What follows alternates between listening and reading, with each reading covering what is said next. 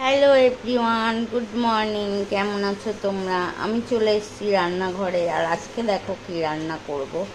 আজকে রান্না করব কাঁকরুল কাঁকরুল ভাজা। তো কড়ায় অনেকটা তেল দিয়েছি, সাদা তেল।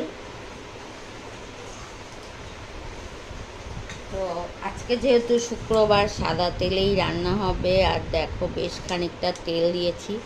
কাঁকরোলটা দিলেই কিন্তু তেলটা ছিটাবে, তাই আমি একটা ঢাল নিয়ে নিয়েছি হাতে।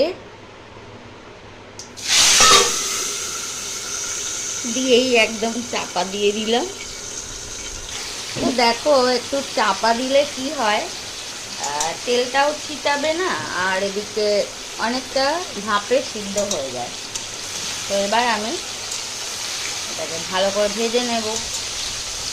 তো তোমরা কাঁকরোল কী করে খাও, মানে কী করে রান্না করো?